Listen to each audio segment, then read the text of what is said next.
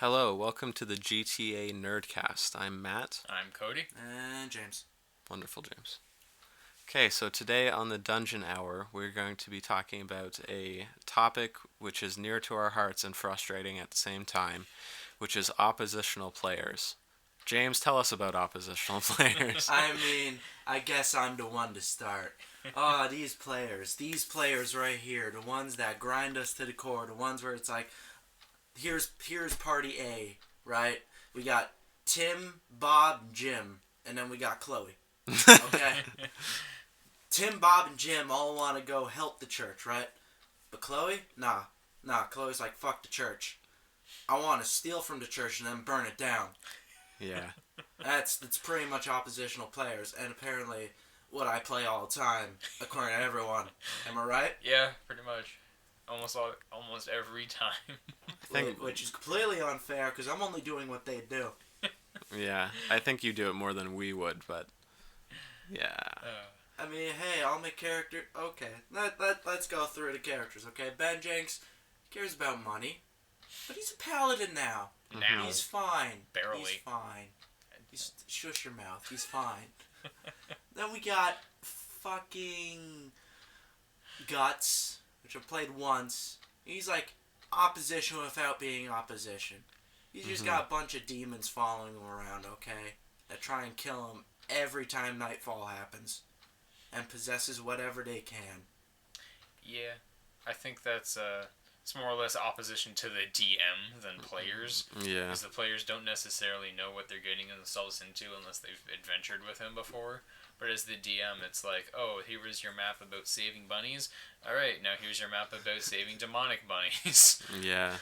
I think opposition can really add to the story, and it can be fun sometimes, but it's a real fine line. Yeah, like I know there's times where like opposition has happened and it's definitely added to the story and like created like a good stressful situation.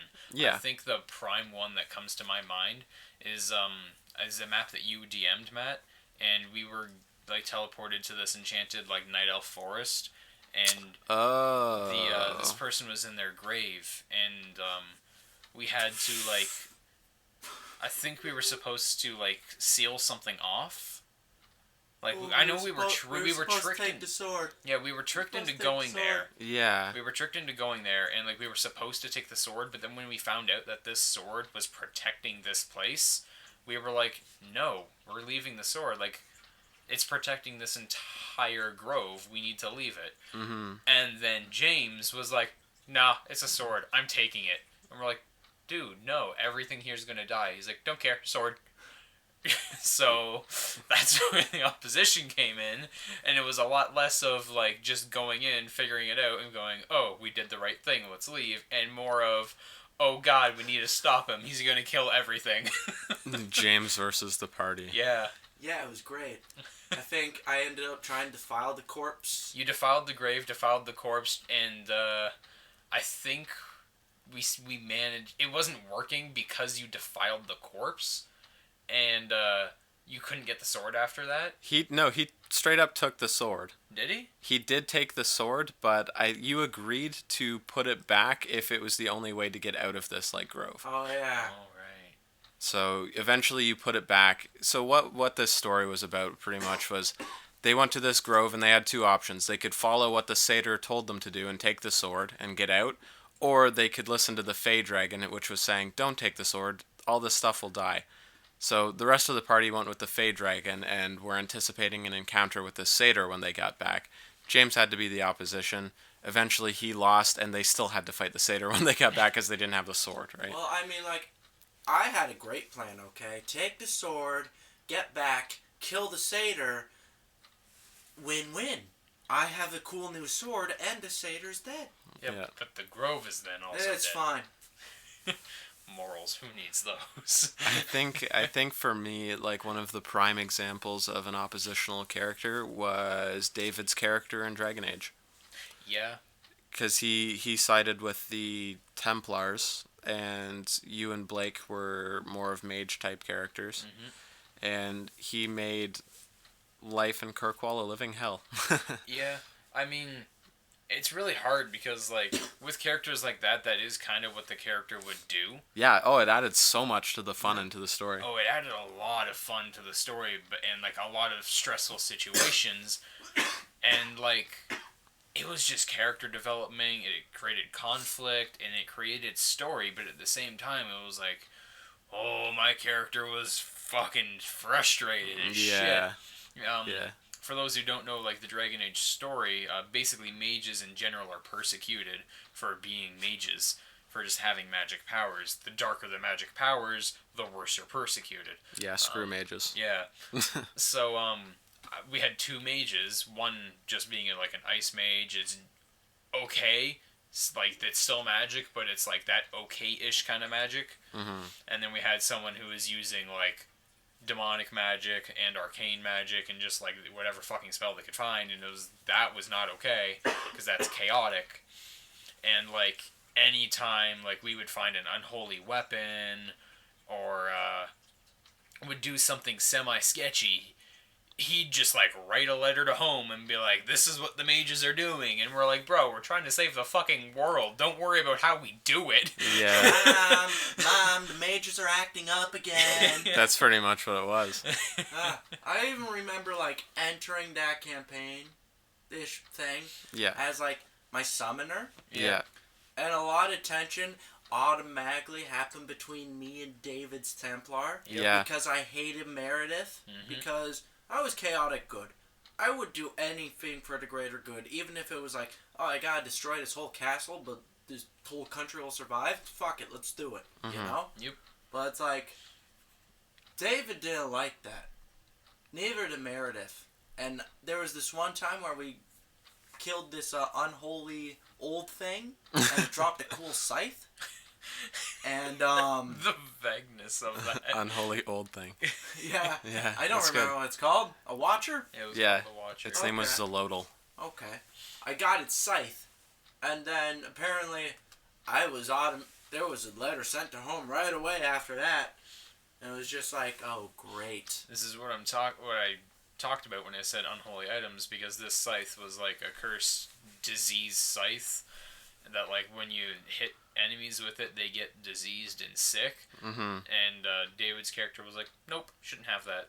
Mm-hmm. James was like, nah, gonna use it. And see, that's like a good example of someone who is playing their character and creating some opposition along the way. Yeah.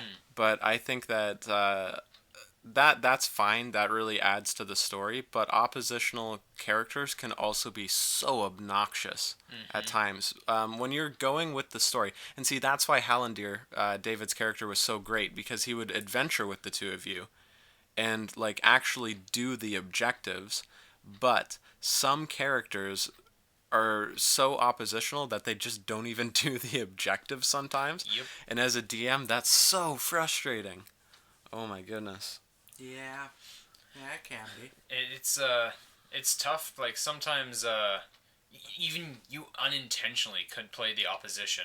Mm-hmm. For example, you could be playing, just as a wild example, someone could be playing a warlock.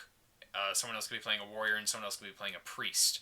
Now that priest obviously wouldn't like the warlock, demonic magic, right? Mm-hmm. But like they're grouping with them, and they're trying to like maybe save a church. And they get there, and the warlock's I don't want to save the church, because maybe they didn't know they were going to save a church. Mm-hmm. And now that the warlock's there, they're like, no, I don't want to do this. That's a church. Fuck the church. Mm-hmm. And so then they unintentionally become the opposition, because they don't want to save the church, and they're just like either leaving, or maybe they're going to help destroy the church from whatever's attacking. And it's just like, well, shit. And see, that puts the player in a very interesting position, because that player then at that moment has the power to either destroy the map or find some other way through it, because D&D is really about problem solving. Mm-hmm. So say maybe the warlock could help in a different way. Like, I'm not gonna like go into the church and like help you guys save it, but I'll be over here killing this guy that we need to deal with, or something. Who knows, right? But even as a DM, if you notice those moments and you're like, oh crap, I didn't take their alignment or their religious sect or whatever it is into account when I made this, you can throw them a bone and be like, okay, you might not be going to help them in this way, but you could help them in this way, or you could go do this instead.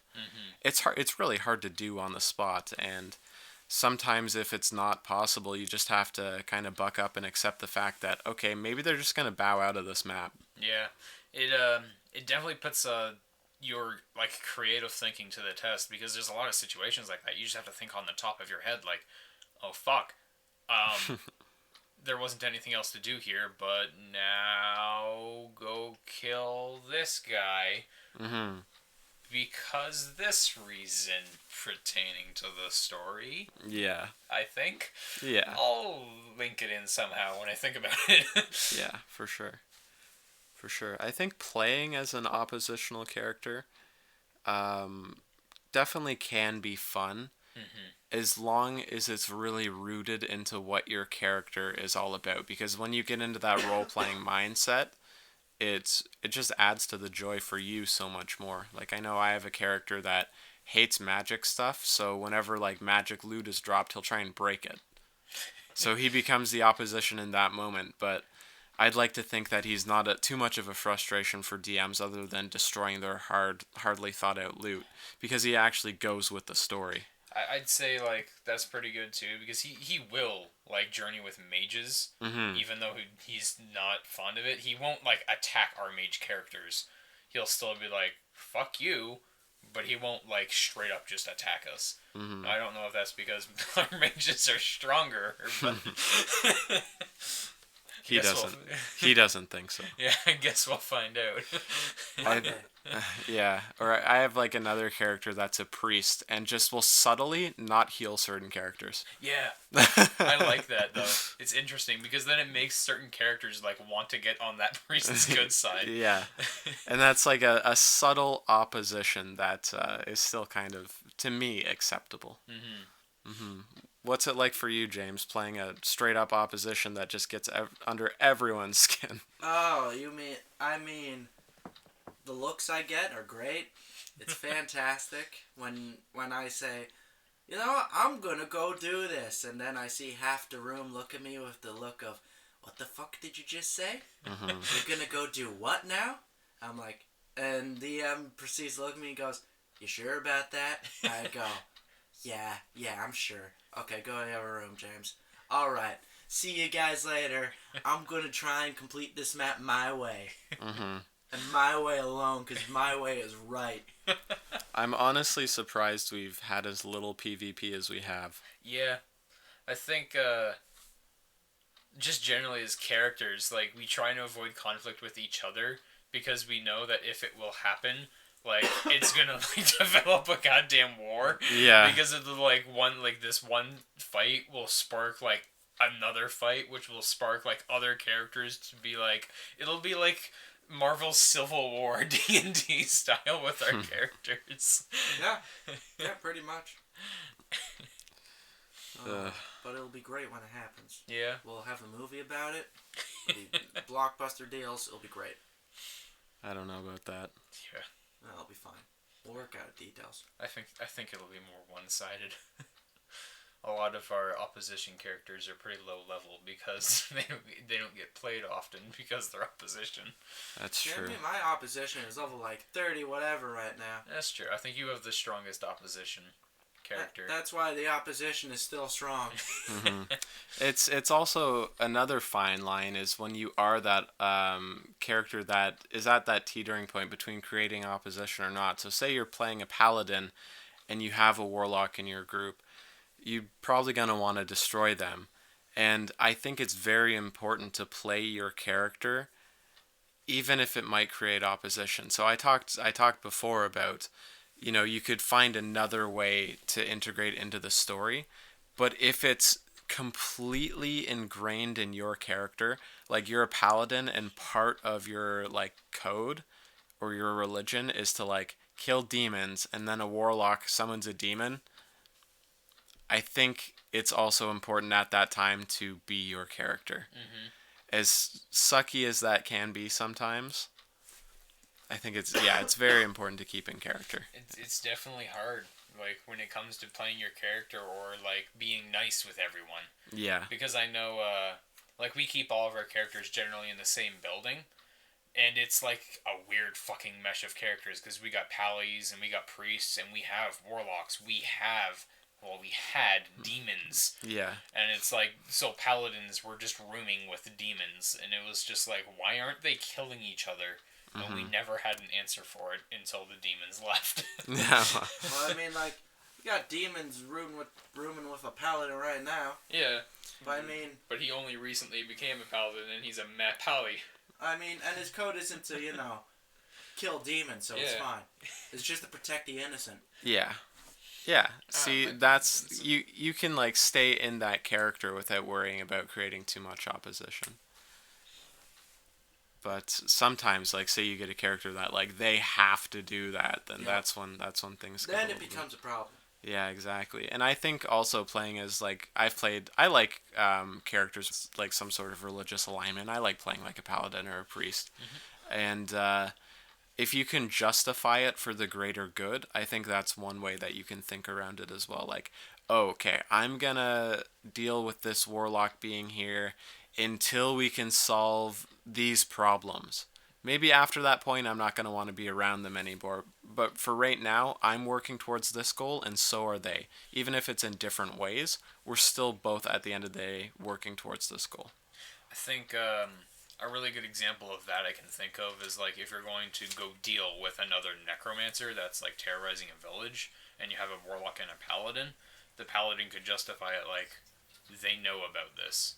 So they can, like, get to the root of the problem faster. Yeah, that's a good example. And help us then. And then after that, fuck them. Yeah. Pretty much. And the warlock can justify it in the sense of, like, hey, I might get good loot out of this. Go beat up another fucking necromancer? Shit. Yeah, exactly. Does anyone have anything else to add on oppositional players? I'd say if you're stuck playing the opposition character, don't worry about it too much. Don't worry about conforming to be everyone's buddy if you would not be everyone's buddy. Yeah, just be a hipster. Character. Yeah, yep. Be your character. Like in Matt's new Dragon Age campaign, I play a drunk that does shit that no one wants me to do, but I do it because I would. Yeah. We're supposed to be gone the next morning, and I'm there that day in the morning drinking in the bar, and everyone's trying to get me to go, and I'm like, no, fuck off, I haven't drank enough yet. And they're all getting pissed at me, but I'm not drunk enough yet.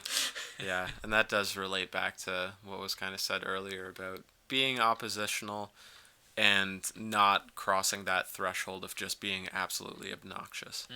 Because we've definitely had a few characters that were just obnoxious, and just anytime you were going into a map with them, you're like, this isn't going to be as fun because they're here. That's the line, right? An oppositional character can be fun because they're there and they create that opposition, or they can just be a nightmare and you just don't even want to play with them, right? So don't be a nightmare. That's pro tip number whatever we're on. Don't be a nightmare. Pro tip 3000. Yeah. Yep. Pro tips of Cody. We should get a sound effect board just for that. Yeah, you sound like Bill and Ted or something there. It's good.